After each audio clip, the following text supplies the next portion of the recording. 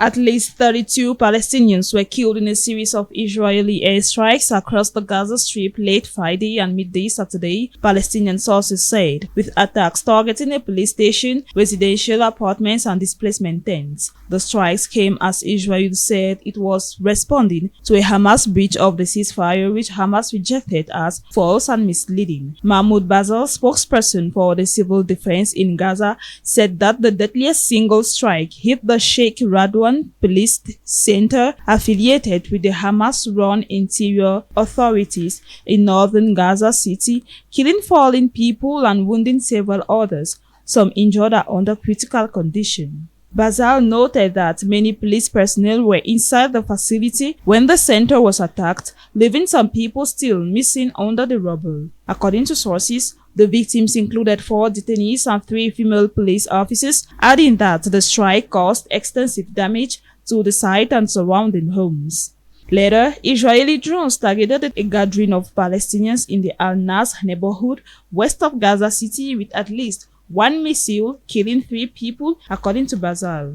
Separately, an attack on a displacement tent in the Asda area north of Khan Yunis in the southern enclave killed 7 members of a family, including women and children, with 3 others seriously injured. Local eyewitnesses said the victims were from the Abu Hadid family. Basal added that 5 people, including a woman and 2 children, were killed when Israeli warplanes targeted an apartment building in the Al-Rimal neighborhood west of Gaza City. Meanwhile, Israeli warplanes bombed the administration building of the Haid camp, which houses dozens of displaced people in the Khan Yunis area, after warning residents to evacuate, causing widespread fear and panic, local sources said. On the other hand, Mohammed Abu Salmiya, director of Al-Shifa Medical Complex, said that more than 30 people were injured in the latest strikes, most requiring surgical intervention. In response, Hamas said in a statement that the ongoing bombardment constituted a brutal crime and a blatant and renewed violation of the ceasefire agreement, calling on international guarantor states to take immediate action to halt what it described as efforts to undermine the ceasefire and to compel Israel to implement the agreement.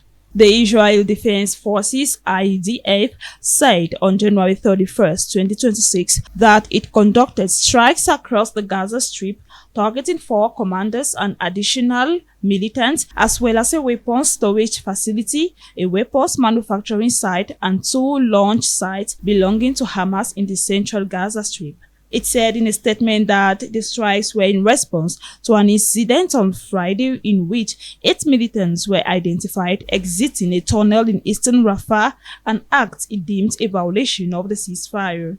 Hamas later rejected the claim as false and misleading, accusing Israel of making baseless and flimsy claims that reflect its disregard for mediators, guarantor states, and all parties involved in the broader peace process. The group called on the international community and the UN to condemn the attacks, take concrete steps to halt them, hold Israeli leaders accountable, and end what it termed a policy of impunity that encourages further violence and destruction.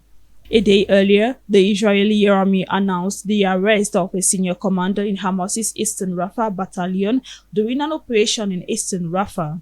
The statement said the commander was captured while attempting to flee through the tunnel, following an earlier clash in which 3 militants were killed after exiting the same passage. It equally noted that the military, together with Israel's internal security agency, Shin Bet, continued operations in the area to locate and kill additional escaped terrorists. Gaza health authorities said that 509 Palestinians have been killed and 1,409 wounded by Israeli fire since the ceasefire, bringing the total death toll since October 2023 to 71,769, with 171,251 others wounded.